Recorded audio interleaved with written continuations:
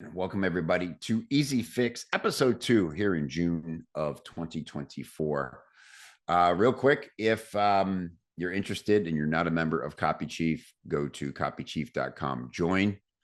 This is where you can get lots of incredible peer-driven feedback, help, reviews, critiques, job leads, all that good stuff is in the main member form. And then if you want mentorship, my coaching program, go to copychief.com/accelerator. All right. So, first question: what's the best way to write with more clarity and speed? Easy fix: outline first. Outline first. So, I'm going to show you something that I created for myself. I had a few questions about this: how to write faster, how to stop procrastinating. Guilty as charged. I can relate. I absolutely struggled with this, especially when I was a solo copywriter. It's just you get in your head, and it's hard to start. It's hard to start. And my friend John Carlton would always he gave me great advice. He said, just get the first, do all the research, get it in your head, and then get the first draft out, stream of consciousness. And then he made a good point that if something were to happen, maybe you're injured, you're in the hospital, who knows, at least you have something to give your client, even if it's a sloppy first draft. And that made a lot of sense. I was just never able to do it. I'm an edit as you go writer. Do not recommend. But I'm in the game 20 years and I can't do it another way. And so I write slowly, but typically editing goes quickly because I've put a lot of thought into what I'm writing in the first draft. However, I did create something along the way that really helped me, and it is called the 4x6 copywriting formula. And here it is, basically. Now, the key to this, for whoever asked me these questions, is you do this in an outline, and this does a few things for you. Number one, if you can't fill out any of these parts, this is essentially the 10 essential parts of any sales pitch. If you can't fill one out, then your research isn't done. You're not really ready to write. You still have questions in your head that can keep you from being able to move forward. And that's probably why you're procrastinating, because you're not really quite ready to write yet. So research, absolutely essential. I'm going to show you. Somebody else asked me about what to do after research. Real quickly, product, presenter, problem, proposition. Product, what is it? And what will it do for me? I mean, just answer that question, right? And the other reason I call this 4x6 is because the whole answer should fit on the front of a 4x6 index card. So we're talking, think it through and get it succinct, each of these parts. And then when you're stuck and you're procrastinating, it's probably because you're doing the kind of dumb thing I used to do when I was starting out. You're trying to write the headline first. Never write the headline first. If you have headline ideas and you want to play with them, write 20, 50 headline ideas, play around with your friend ChatGPT and get ideas. But then put them aside, because you do not want to try to make the rest of the copy back up the headline, right? It's completely illogical. The best headline is probably going to emerge from somewhere in the body copy. Some from your argument, you're going to come up with a turn of phrase, or you're going to start to really get in the flow and start to connect with your avatar. And that's just always where the best headlines emerge. Okay, so do not start writing your copy with your headline at the top of the page, because then you're stuck in that headline. You're trying, like that's your North Star, and it may not be the best headline. So don't do that to yourself. All right. So what is it? What will it do for me? Presenter. Who's the guru? Problem. What problem does it solve for me? Like we forget this little part. Especially if you have the curse of knowledge, you've been writing for your product a long time. You just assume that people know, of course it solves that problem. No, spell it out. Spell it out. Proposition. What result can I expect and when? Right? That's really important. What is the timeline? Just about every product has to have, you're going to get immediate relief. Is this a 30-day proposition? Is this a 6 or 8 week proposition? Is this a year-long proposition with like a health supplement, or, should you see results in the first week or two? What is the timeline? Value. Show me how it's better than the alternative. Easy example to this is a gym, a set of workout videos. It's a lot less expensive than hiring a personal trainer, and you can do it on your own schedule, right? So how is it better than the alternative? Proof to me it works. Demonstration, absolutely essential here. Show it in action, give lots of proof, not just the simple blurb testimonials. I think those are becoming very ignorable these days. You have to have them on the page for verification, but people don't read them. And here's a tip. Here's a tip inside the tip. Make your testimonial like just 5 or 6 words. Take the crux of what they said and put that there, because people are going to skim those. I see testimonials that are like 2 giant blocks of text. Very rarely is that going to get read. Okay. Like maybe you can put those at the bottom, but when you're first just introducing and showing that, hey, lots of people have used this and like it, make it super simple. Think of them almost as subheads, right? You just want them scanned and read. What are people saying? And then maybe you can give even more depth at the bottom of the page, but nobody's reading every word of a testimonial for the most part. Safety. Reduce my risk of losing if I buy. This is just risk reversal. What's your money back guarantee? Make it very clear. Do not bury that. Whatever it is, explain it. Why is the guarantee what it is? There's got to be a reason for that. Bonus. Excite me with relevant value boosters. Again, it should be common knowledge, I hope, by now, but more is not more when it comes to bonuses, right? Make sure your bonuses are very relevant to the promise that you're making in the copy, and 2 or 3 is plenty. Otherwise, don't start throwing the kitchen sink, or if your client is like, oh, I got all the stuff in this digital closet back here, just give it away. Don't do that. It's going to diminish the value of the thing, the main product. Action. Tell me exactly what to do now. This is important. Make it very clear. Okay, what are the next steps? You're going to click this button. You're going to go to a page that looks like this. Show them the order page before they get there. You realize the biggest point of friction on any sales page, on any offer, is clicking that button and going to the order form. And then getting to the order form, it has to be absolutely congruent that I'm in the right place, ordering right thing. You wouldn't believe what weird fears and inhibitions people have about trusting an order form online.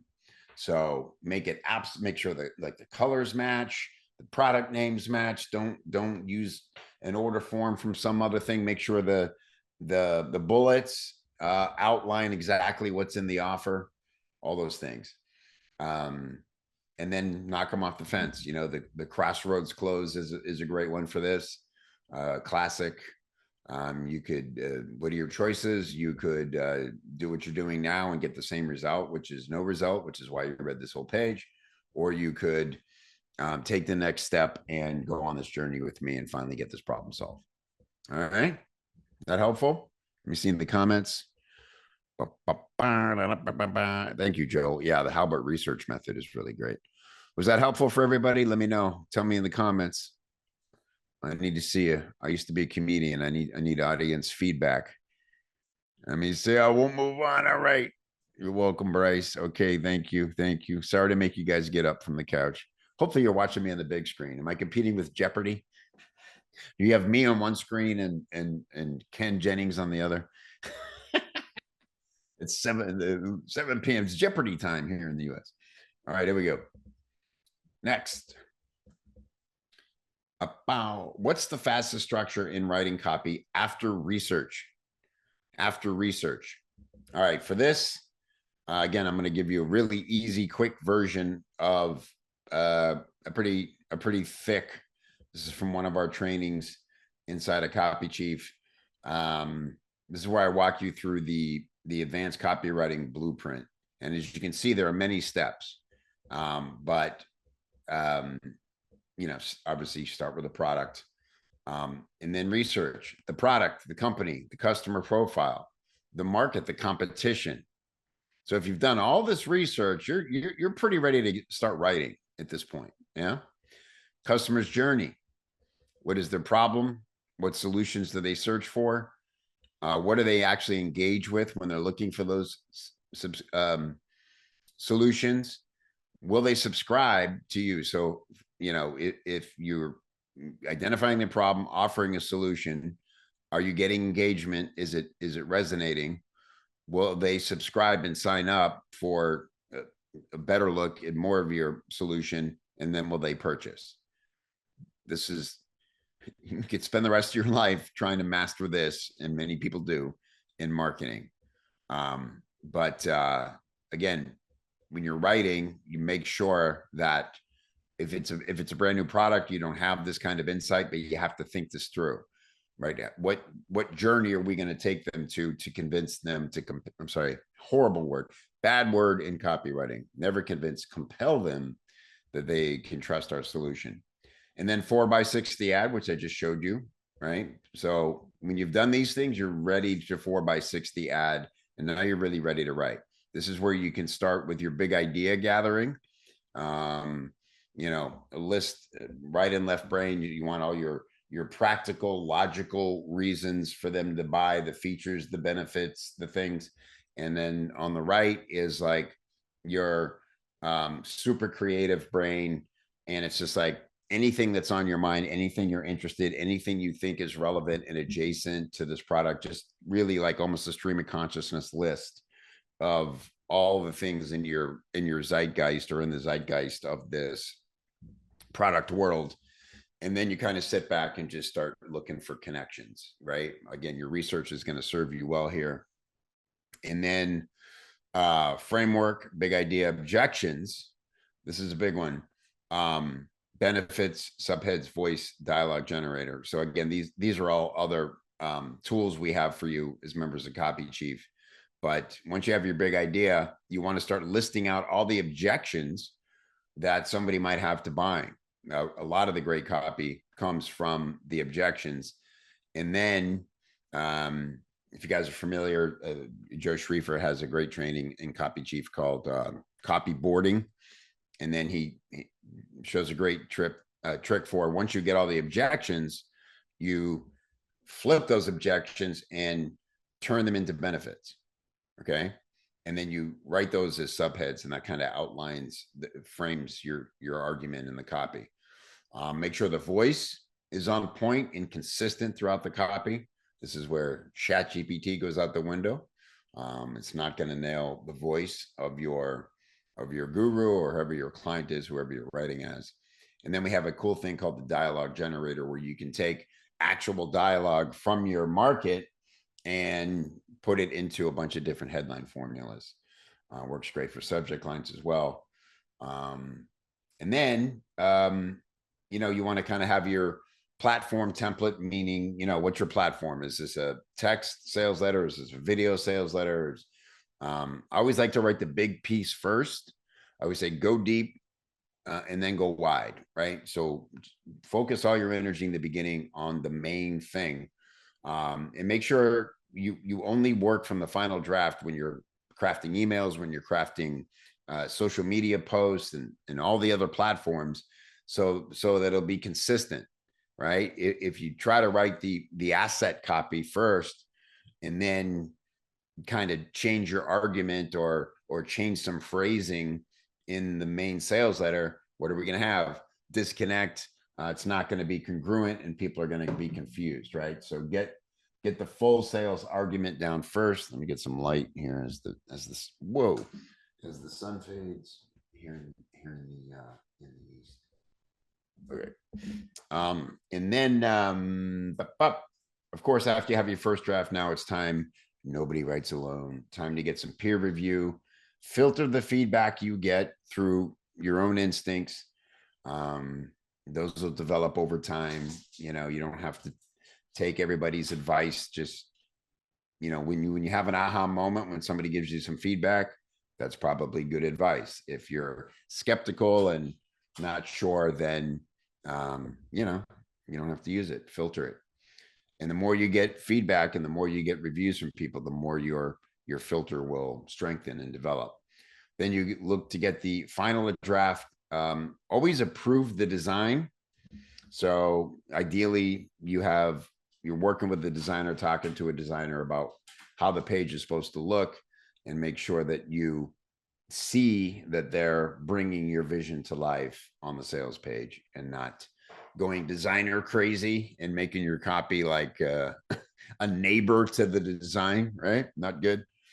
And then, of course, test and optimize: hook, headline, lead, offer, price. Ideally, you could test these things before it goes to market in some capacity and have a really good idea for what's best. 1 second while I let my dog. Go ahead.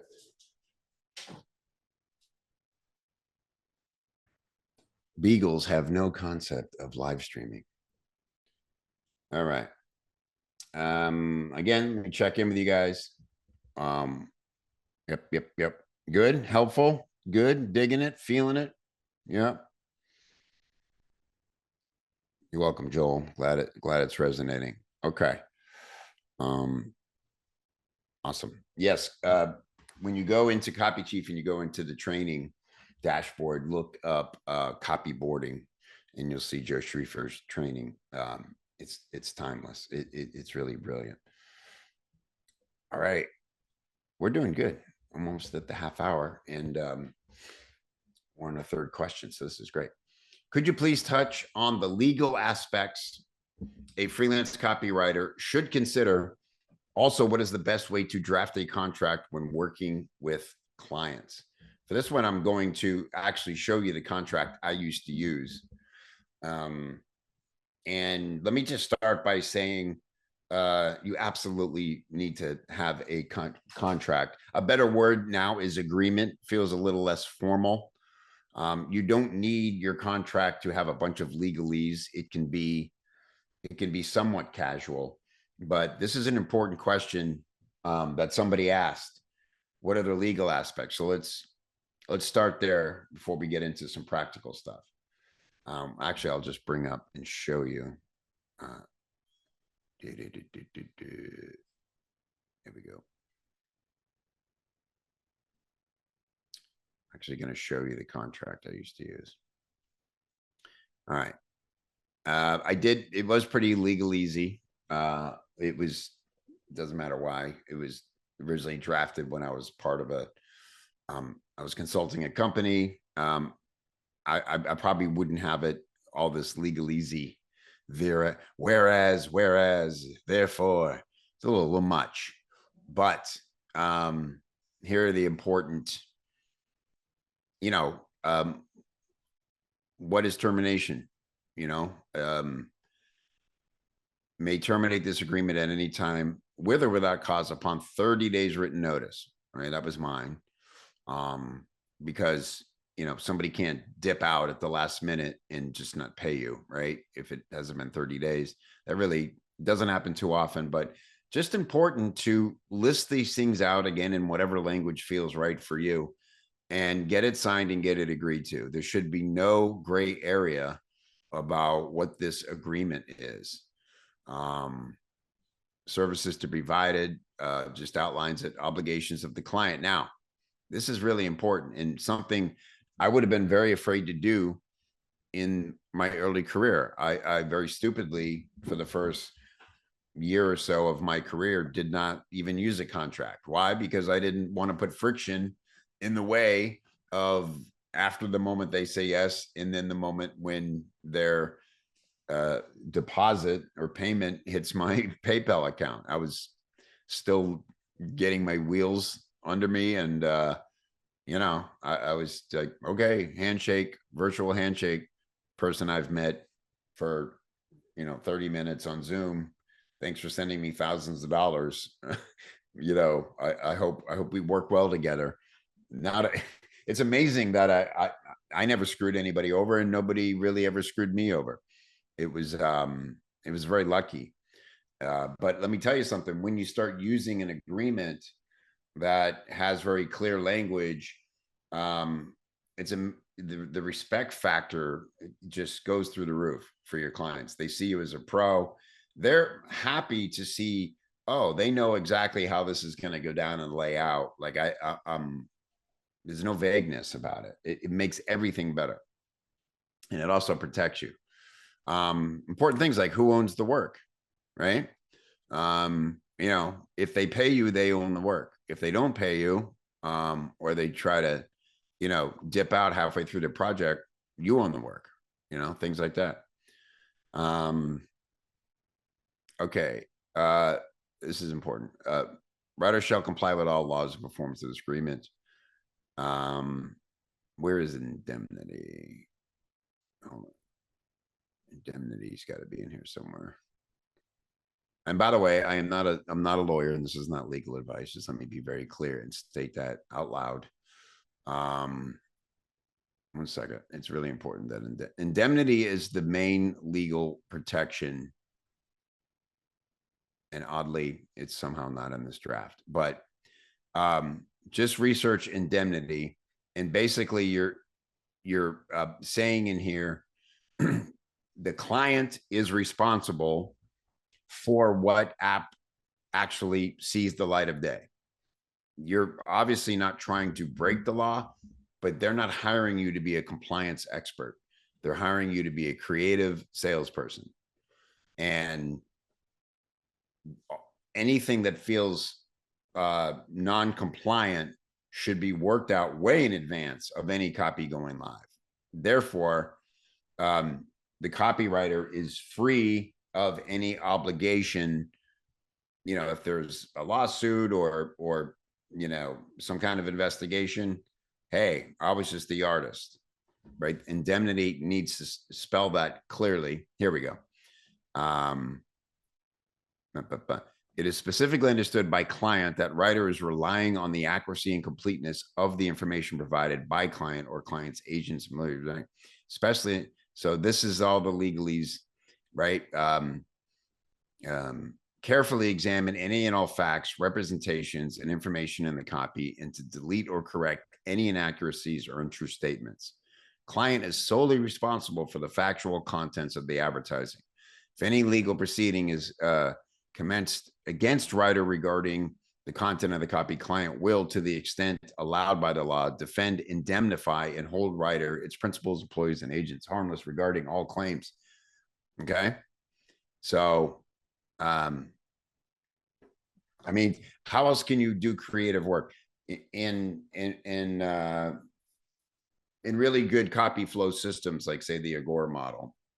You have a chief, you have seniors who are working on the promo. They work through all this stuff. The chief, to some degree, may say that's never going to get through legal. Let's come up with alternatives. But when it goes to legal, you're expecting red ink all through it. I mean, if you try to write with compliance in mind, it's going to be lousy copy, because first of all, you might be guessing wrong. Again, it's just not your job as a creative copywriter to be a legal compliance officer. So make sure, to the best of your knowledge, that the client understands this. I would state this directly. I would even put it when you deliver your draft, mention it in the email. Be sure to run this, through legal. You want to work with them and protect them from anything, but just make sure they don't have it in their head that you're also 100% up with, the latest compliance rules, because it's not your job It's their job, and it's got to be in the agreement. Okay. So that's the number one legal aspect. And then, it's just about the deliverables. So here's the work order. List out everything you're writing. This is also a really good way for them to remember why they're paying you a lot of money, because it's a lot of work. And then, TBAs are just here instead of the actual dates. You want dates on all this. And then now this is really important. Client deliverables. What does the client need to give you for you to do your best work? This was the biggest game changer for me when I started using this agreement. They are signing this agreement that I need all my market research and I need the product in my hands. I need an interview with the guru. I need, list out all the things you need and with dates that you need them by. This is really important, because if they shirk it off or drag their feet, you're held up. So it has to, right? It's got to be super clear. And most times you don't have to go back and cite the contract, but if you're dealing with other executives in the company who didn't sign the contract or just something, it usually avoids that, but it's good to have it. And then, what monies do when. For me, the way I would do it, it was $50,000 fee, 1250, 12.5 as payment due upon. So sign the agreement and send 12.5. That's to non-refundable to get on my schedule and hold that time. Second due on project start date, right? So we're 25 in when we actually start on the project. And then we work with them. Now, here's the essential. Upon product launch, because I was always writing launch copy with people who had a lot of support, and it was going to do well in its, first week or two, or even throughout the life of but usually out of the gate, it was going to sell a lot, right? So I was very comfortable saying, hey, I'll take the second half of my money as 10% of gross sales after the product launch. And this was great when I worked with ClickBank marketers, because in ClickBank, you can just create a partnership. So they could literally make it part of the launch and just put you in for 10% up to a certain amount. They didn't have to pay you themselves. It would just come right off the sales. It was great. And that was it. And the great thing about that is all the questions they might have about, well, what if it isn't converting, or what if I don't like the copy and all that? And you go, well, I'm very invested in this succeeding with you, right? Half my money is tied to the fact that this is going to be a winner. So obviously I got skin in the game, and I'm not going to abandon you in any way. I'm not going to hand you a draft and say good luck.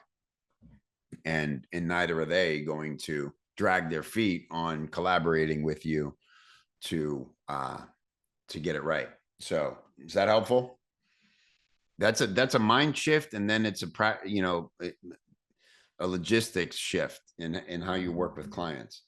But like I said, if you haven't done it that way, if you're still kind of new to freelancing, it's going to feel scary, but it will absolutely change the game for you. And again, you don't have to make it as formal as mine was, but if you don't work with an agreement and get it signed, it's so easy now with DocuSign. When I was doing this, actually it was a pain in the ass. You had to like print it, scan it, sign it, or print it, sign it, scan it. It was a lot of friction, but it worked, and it worked well. All right. Good. Sweet. All right. Look at that.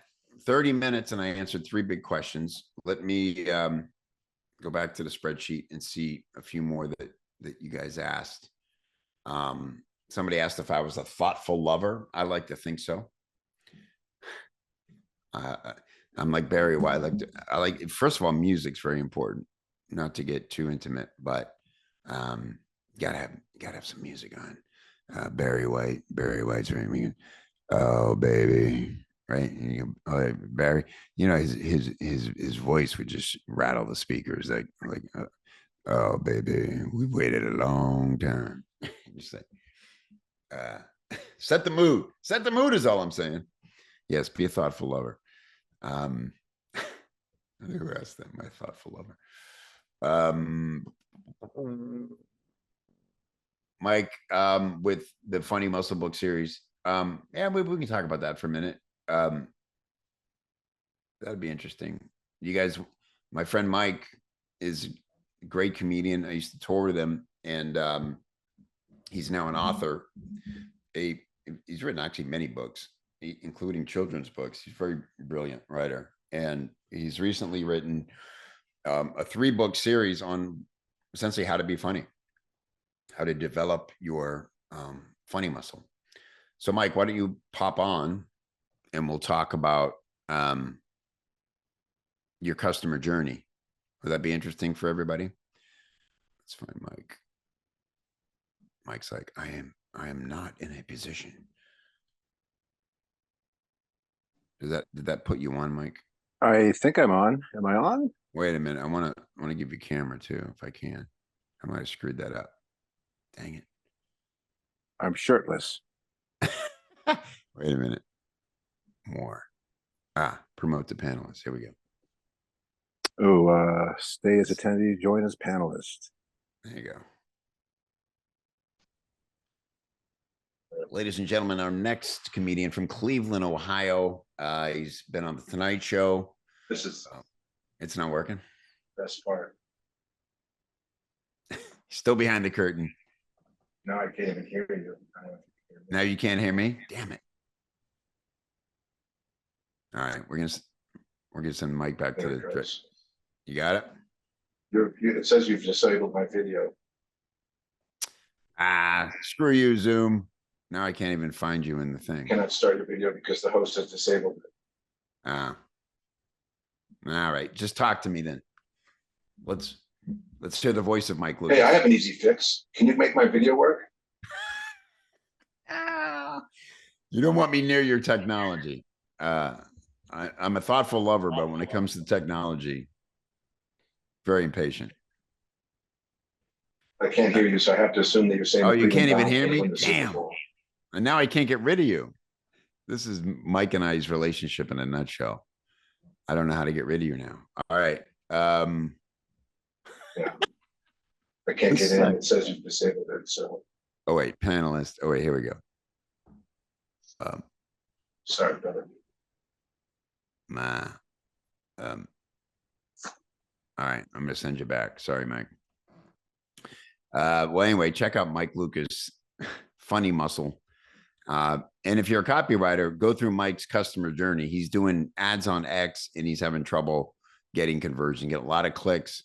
So, Mike, I'll tell you something, as you know, in your customer's journey, either you're targeting incorrectly, so you're not getting the right clicks, or you just want to play with the offer and see, what will they engage with and what will they show interest in. I don't know what the current offer is, but those are the keys to getting people actually into a sales funnel. All right. Who else wants to come on? And anybody else want to chat with me? I promise it might go better this time. Raise your hand, or if you have a question and don't want to come on camera, just use the Q&A. Otherwise, I'll go back to the spreadsheet. I'll give you guys a second to pop into the Q&A and add your questions. And then if you want to come on, we'll try again. I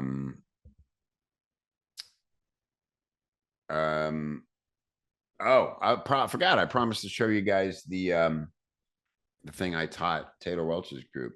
Hang on one second. You're going to love this. This is going to be great. Sorry about that.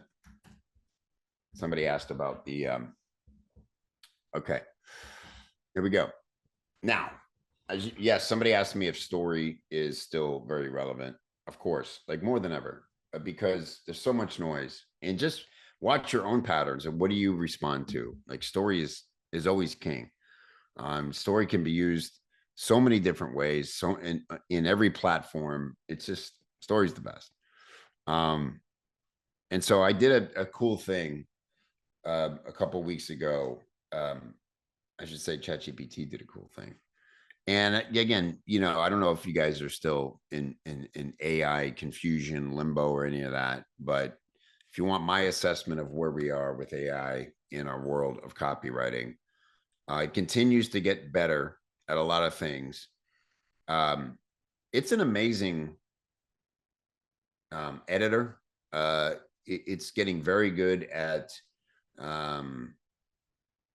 analyzing things and giving you, it's just getting better and better at helping you come up with ideas. It really is. And, but it sucks at writing. There's a guru out there right now who keeps emailing their their AI copy. And every time I read it, I'm like, what the hell is this? Like, what happened to the person I'm used to and how they used to write? And it's cheesy, and it's always got some like really cheesy theme. And I'm just like, and then surprise, this was written by AI. I'm like, not surprised, not surprised at all. It sucks. It's a crap copy. So it still can't write. Voice sucks. But let me show you what I think it's great at. So in a nutshell, that's where we are. Look, people come to me all the time looking for copywriters, human copywriters, and AI never even comes up in the conversation, right? They don't say, I need somebody who's incredible with AI, because why would they? They would just find someone on their team to get really good with AI. They say, no, I know the limitations of AI copy, and I need a really good, intuitive, instinctive, human copywriter to take what it can do and take it the rest of the way. Right. So don't be scared. It's been 2 years, 2.5 years. When did November 22 is like when it dropped? Yeah. So we're a year and a half or more in, and it ain't taking our jobs. It's causing maybe confusion and things, but fear not. Play with it, get to know it. That's what I do.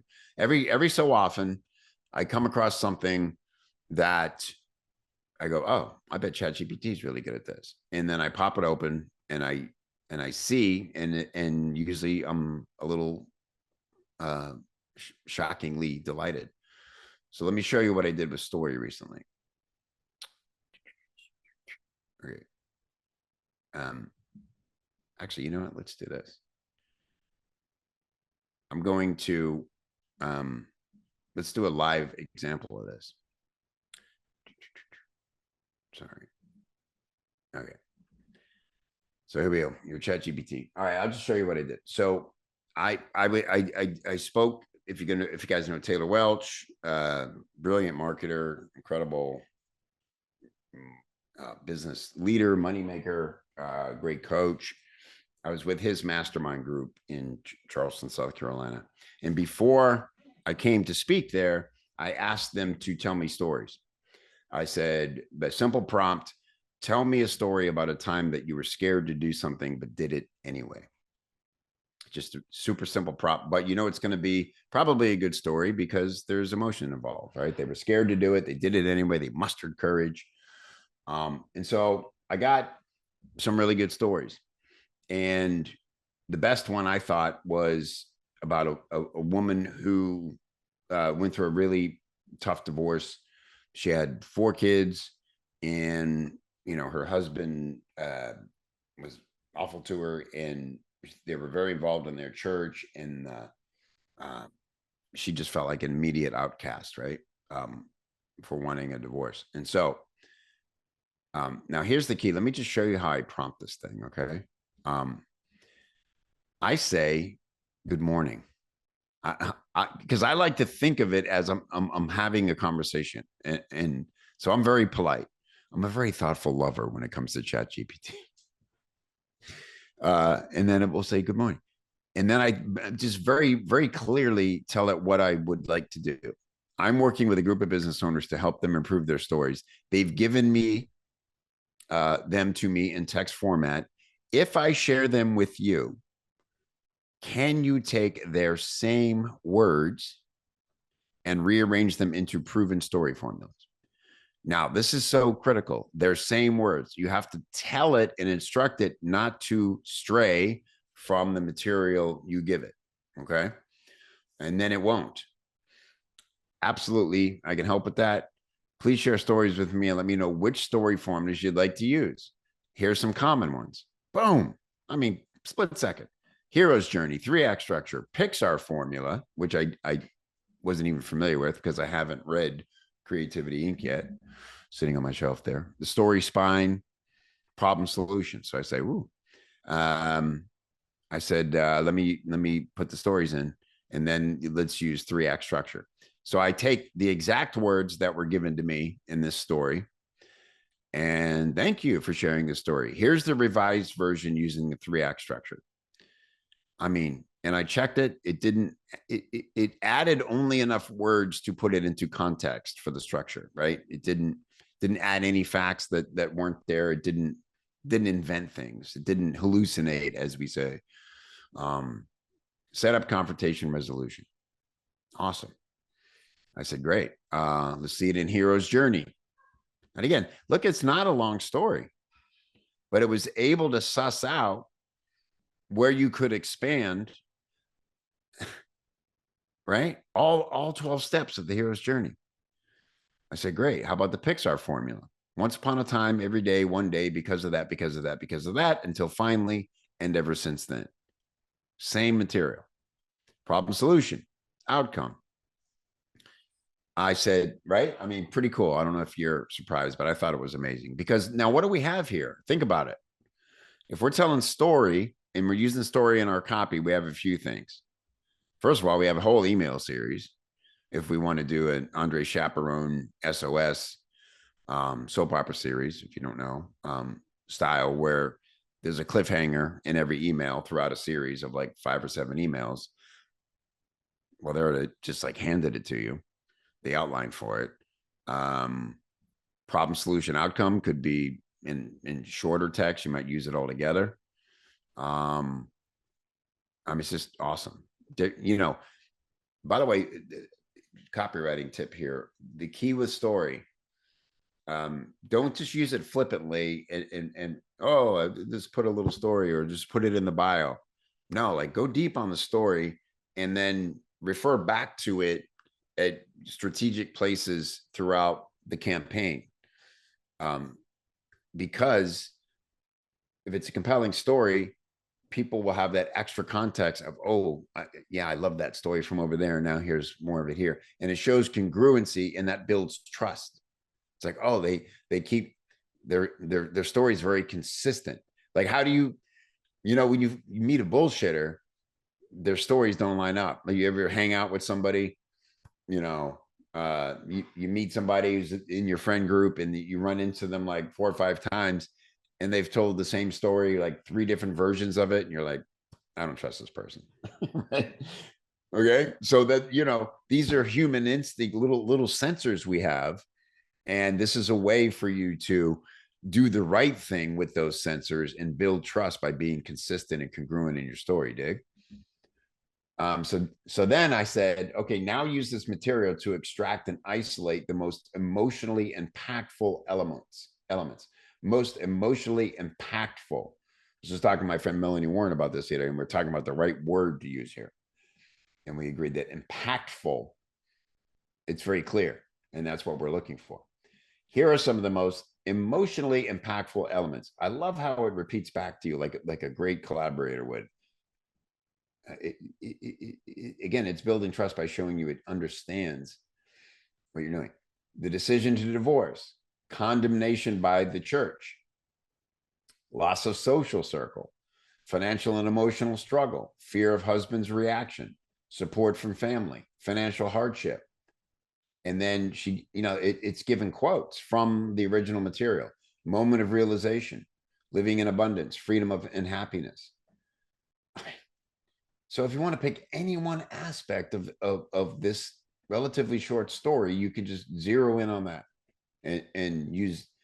It reminds me of a time when I blah blah blah, and you just use this much of the story and then turn it back and make it about them. And you go into how you can help them solve that problem. Incredible. I mean, it's just something that we know to do and we think to do. But I mean, I spent 10 minutes, if that, just asking it to give me, and whenever it gives you something, it's like, oh, it'd be cool. Let's get into this part. So I think of it as the best creative collaborator you can have when you're still writing alone. Does that make sense? When you are actually in the idea part and you're taking some raw material and you're working with it, because it has no bias. It isn't influenced by anything other than what it does well, which is understanding these formulas. And again, key, make sure it's working from original raw text. So like, again, if you're trying to get a client's voice, right, you could load in transcripts of full podcast episodes, interviews, all these things, and say, please analyze the sensibilities of the person speaking. What seems to be the most important things to them? What themes did they touch on most often?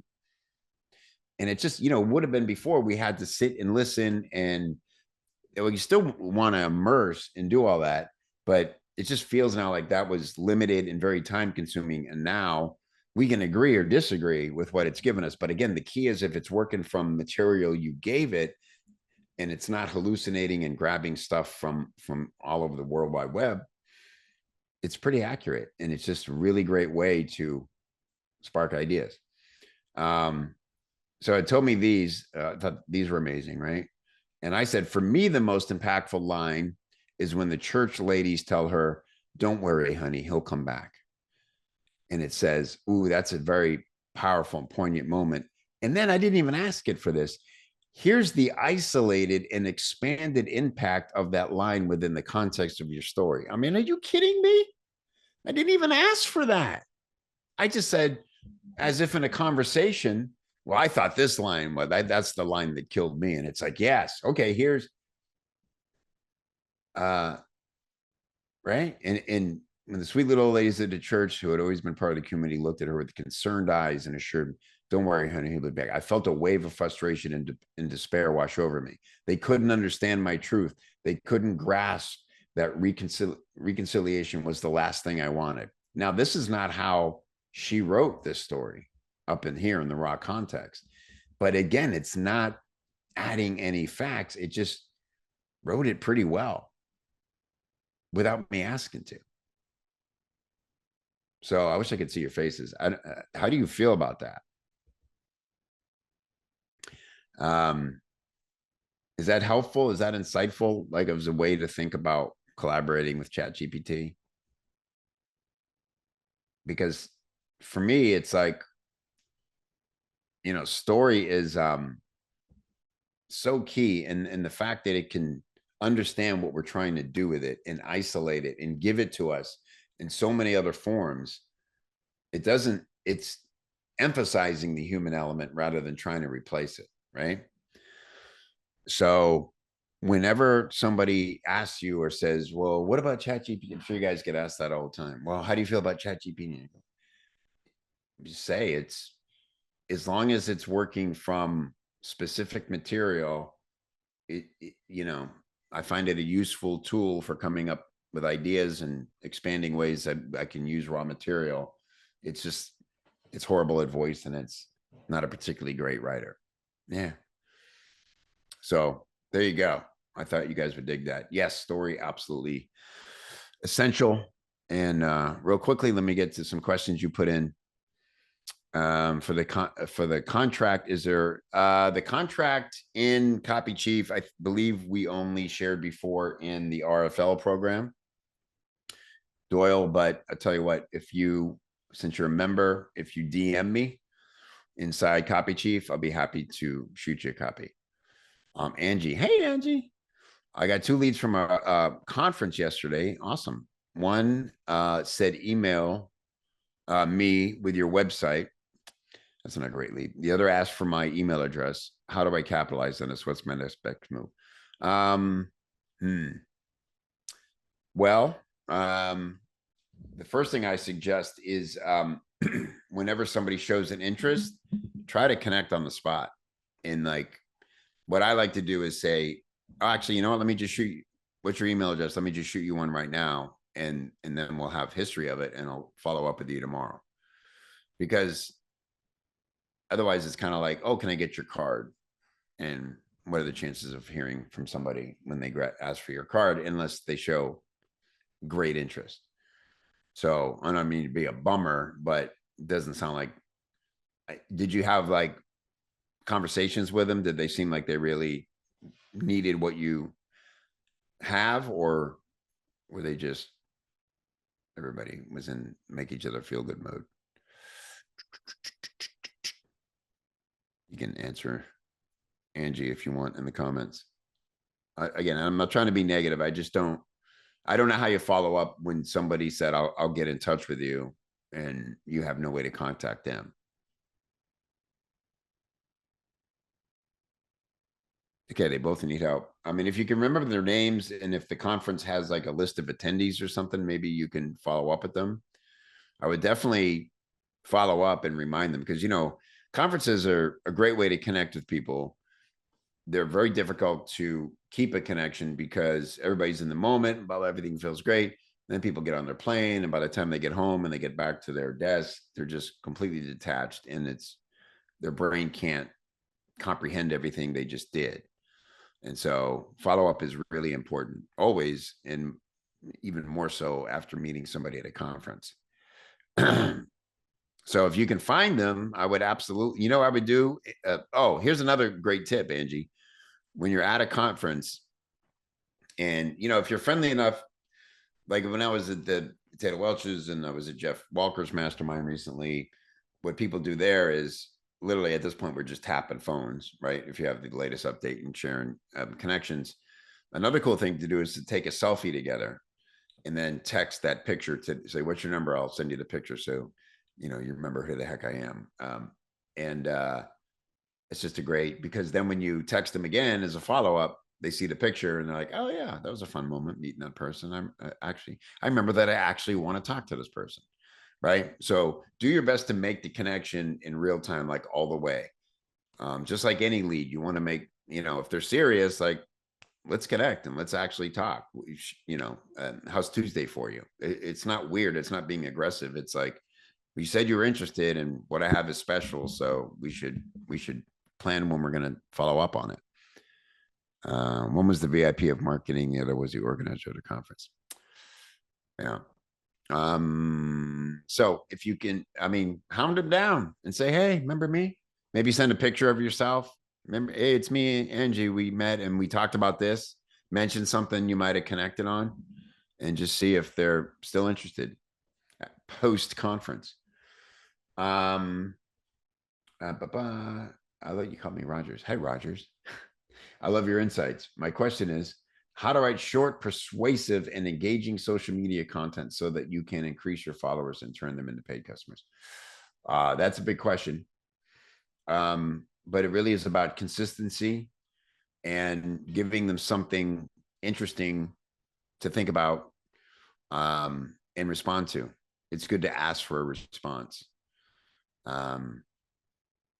Persuasive and engaging. I mean, you know, I don't claim to be a social media expert, but images are really important. People absolutely engage more with images.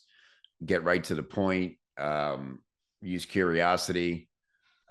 Here's an important thing, particularly on Facebook.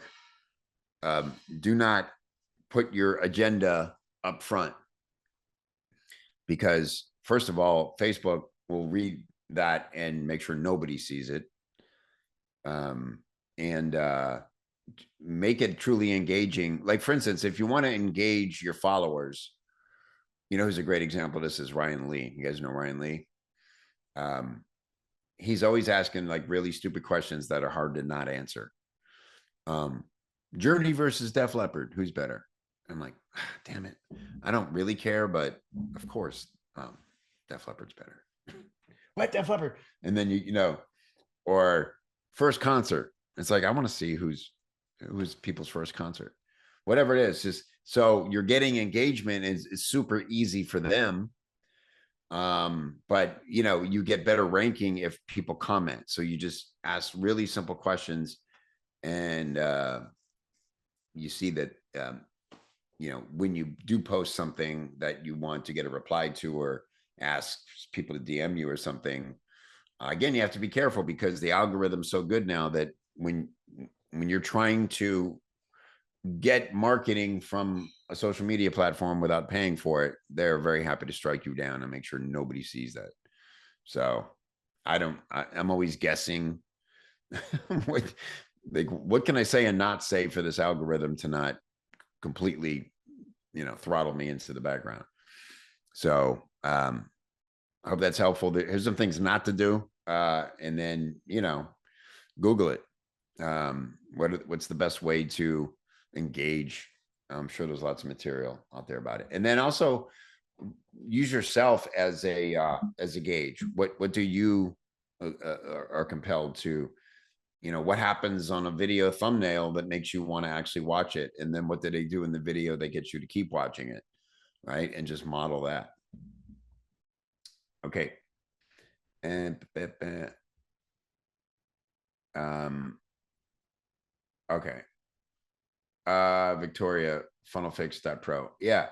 Okay, you were talking about being a funnel fixer. Okay, good. Because I'm glad it was you because are you the same? Are you the Victoria I'm thinking of? From Copy Chief, or you're different Victoria? Because my answer to that is okay. Hi, Victoria. Yeah, funnelfix.pro is fine. Again, you know, I'll remind you, you probably know this from being in my programs. I'm, you know, in a case like Mike Lucas, where he's got a whole book of funny muscle book series, absolutely you want to get that domain. And because that's what you're going to be talking about for 3 books, right? When it comes to a bat signal, and for anybody who doesn't know, a bat signal is what you want to be known for, because people, you know, will shine your bat signal when they know somebody who needs your help. I don't love the idea that, you know, buy the domain. I buy domains all the time. And if the .com's not available, you know, some variation like you have. But I would stop short of building an entire web presence around that specialty until the market proves to you that that's what they want. I think FunnelFix is good in the sense that it's kind of specific. My hesitation about it is that funnels are big, and people often they get overwhelmed with the idea of, oh, I'm going to fix my whole funnel. Right? They typically are drawn to more specific things. If they're good marketers, then they know where the dips are in their funnels because they're seeing their performance data. And so I think it's a little too broad, funnel fix, but it's a great place to focus. It's just like, where does a funnel begin and end? There's not one thing. So I might get more specific with what parts of the funnel, but it's a great way to position yourself in authority content. You know, what I would do is have like a picture of a funnel, maybe just like a standard funnel, and have that as like a screenshot that you start videos with and say, in today's video or in today's lesson, we're focused on this part of the funnel. Even if you do like top of funnel, middle of funnel, bottom of funnel, it's like today's middle of funnel lesson is, right, you know, landing pages, or what's the word I'm looking for, advertorials, whatever. Does that make sense? I framed it as the fix. Yeah, the leaks you make lose money and leads to business for coaches. All right. Yeah. I just think, I don't know, I would test it. Oh, and here's what I was going to say before you worry about a URL, which means you got to build a website to go with it. Just take your current presence and use your blog to start talking about funnels. and just maybe have a series of articles that's like Funnel Fix episode 1 or Funnel Fix example 1, because that's enough to lead people back to something that they can see. Oh, yeah, Victoria's the Funnel Fix lady. And just see if it's resonating, and when you're like, oh my God, I've landed on the thing that people want from me and it feels good and there's momentum behind it, then maybe it's time to go invest in building assets to that end. Does that make sense? Okay. I'm happy to help always. All right, everybody, we're over the hour. Was this good? Was this helpful? Yeah. Would you want to do this again? Maybe a month from now? Let me hear you. Remember, former comedian. I got to hear the applause. Or I'm like, I don't know. I'll be calling Mike Lucas later. I'm like, I don't know. I don't think nobody really was there in the comments. All right. Okay, cool. Well, let's keep it up. Thank you for all the great questions. Really smart questions. And we'll do it again in about a month in July. All right. Be safe out there. Don't get sunburned. Use your SPF. And again, if you want more of this, copychief.com. Join. If you're interested in coaching, you can email me directly, kevin@copychief.com, and just say coaching in the subject line, and tell me a little bit about what you're trying to accomplish, and I'll let you know if it's a fit. All right. Thanks, everybody. Appreciate you being here, and see you on the next one. Be well.